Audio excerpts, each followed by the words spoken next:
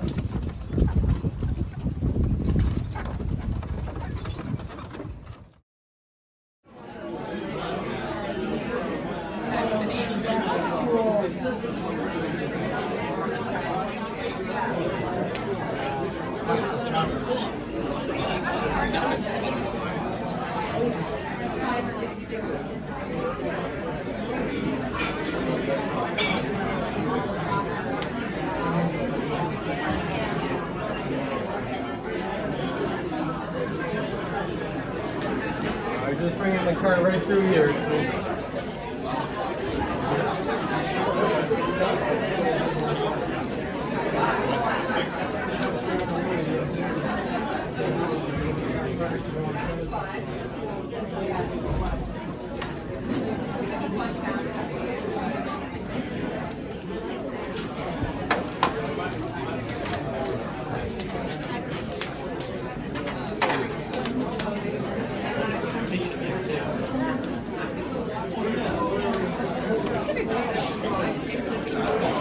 I know. I was thinking that.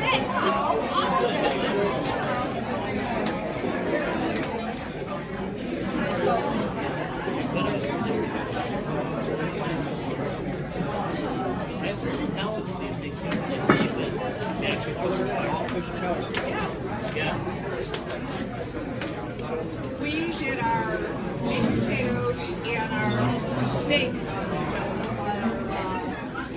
So no one asked me for a recipe upstairs. Here it is, live demo. So our first ingredients here is salt pork and minced onion. We got salt pork, minced onion. Salt pork, minced onion.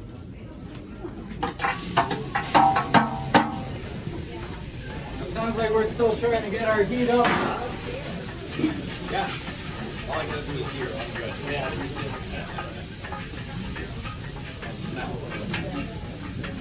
All right, so I mentioned this is an old colonial seafood chowder recipe. Dates back to the early 1800s. My great uncle Dick found this recipe about 55 years ago. Took him 2 years to perfect the recipe.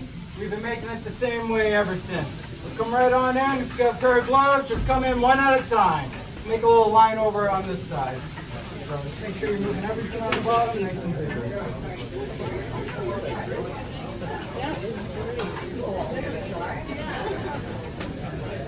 So that cauldron was empty before we added that salt pork and minced onion. If you start with water, that's what your chowder soup will taste like. So we make all of our stock homemade as you need to if you want to maximize your flavor. We use 2 types of stock in our recipe, a fish stock and a clam stock.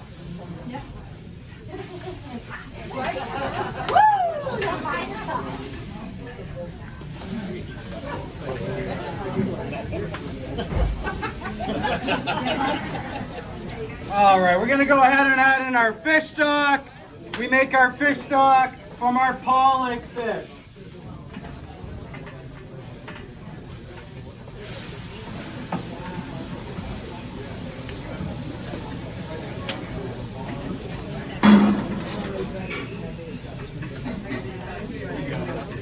We got some decent heat today. We'll go ahead and add in our clam stock now as well. We make our clam stock from our quahog clams. Oh yeah.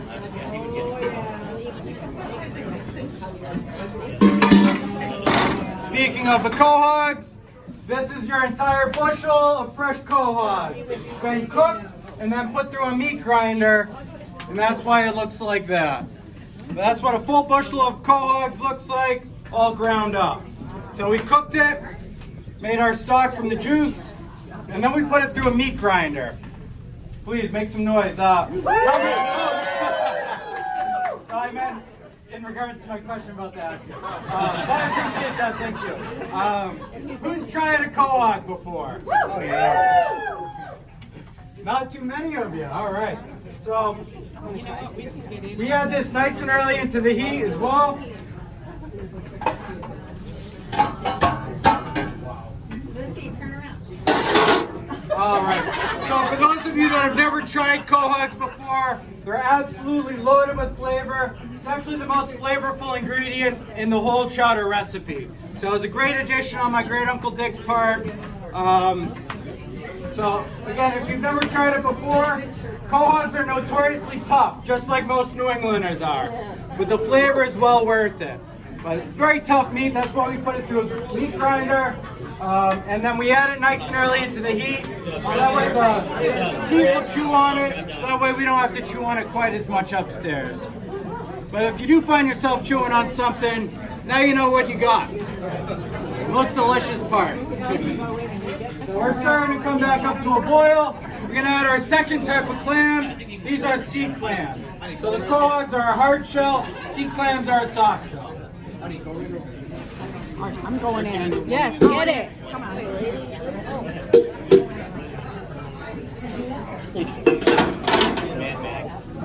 All right, we got all of our stock, all of our clams in. We'll add some herb. Who knows what kind of herb this is? That's box. That's marijuana.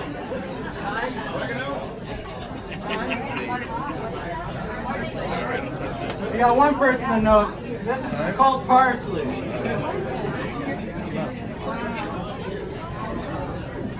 All right, what kind of leaves are these? Bay You didn't even have to see, did you? So we are in the basement. It's only right that we add some bay leaves.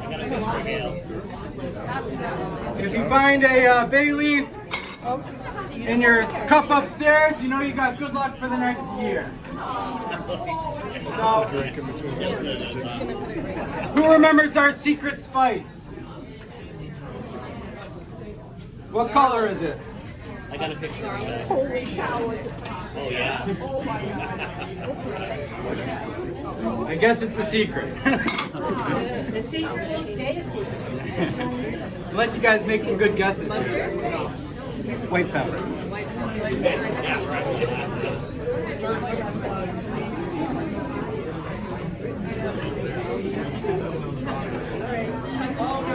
So we're coming back up to a good strong boil.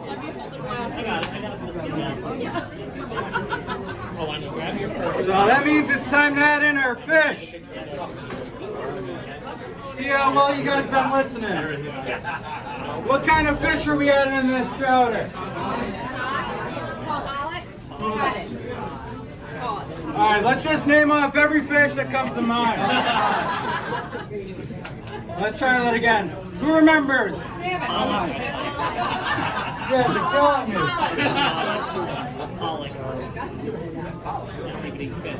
There you go, someone's listening. So typically you'll use the same type of fish that you make your stock from. So we made our fish stock from the pollock fish. Yeah, that's what this fish is. So this is just over 25 pounds of fresh pollock. Originally the recipe called for scrod. Pollock can be a scrod, but this one in my hand is not a scrod. This is a fully mature pollock fish. So for 2 years, my great Uncle Dick tried every type of fish you could imagine. This is a scrod right here. It's an adolescent whitefish. So look at the color of the fish. Pollock is very rich in its oil, and that's what creates this reddish purple pink color you see. So make sure you're moving what's inside, not the cauldron itself.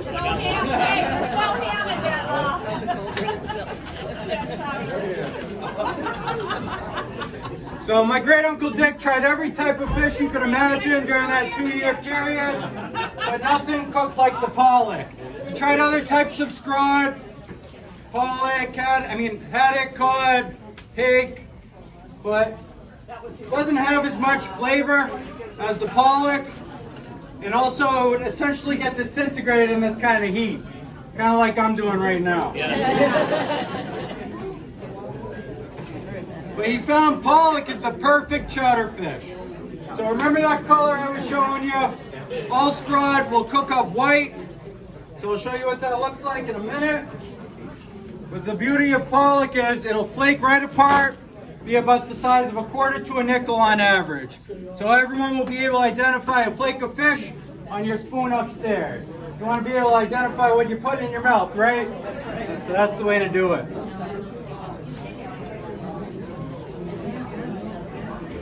All right. Who's the spiciest person out there today?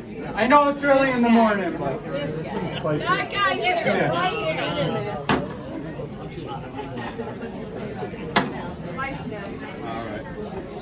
All right.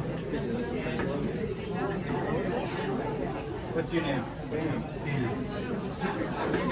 So, shake this like that. Make sure you're getting it. So Dan is our Spice King today. We're going to do 10 seconds of Tabasco sauce. So let's all cheer him on and count together. Here we go. 1, 2, 3, 4, 5, 6, 7, 8, 9, 10. All right, give it up for Dan. Good job, Dan. We'll give him a solid A. He almost got the whole bottle in. So Dan, you want to go back for seconds? Add in our Worcestershire? Sure, yeah. All right.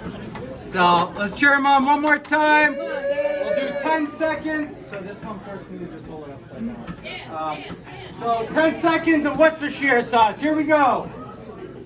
1, 2, 3, 4, 5, 6, 7, 8. All right, give it up for Dan.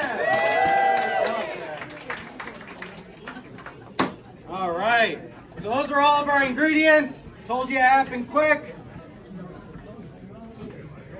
Show you what that fish looks like now.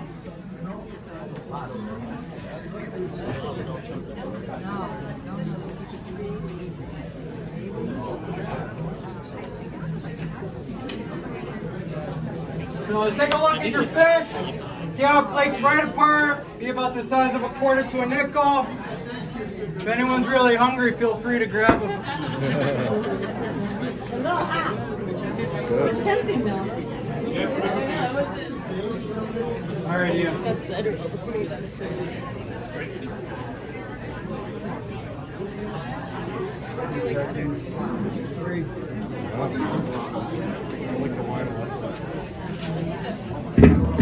All right.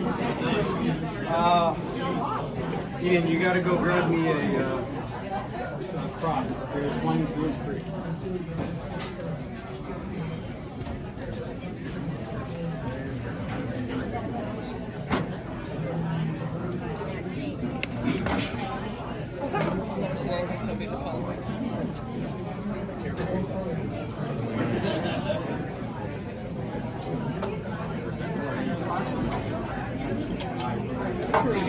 All right. You want to give me a hand? Yeah, come on up. What's your name? Lucy. Lucy, come stand right here, Lucy. Turn and face your crowd. Give me a little stir. All right, and Lucy, I'll have you hold this paddle just like that. Don't move it. All right, maybe if we were in Rhode Island, call this chowder done. But in case you forgot already, we are in Massachusetts. So we'll add in our favorites, some fresh heavy cream.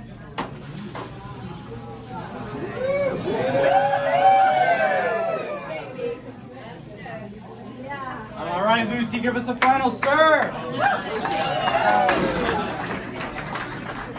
Give it up for Lucy. All right, give yourselves a round of applause. Thanks for all the help. I appreciate it all. All right.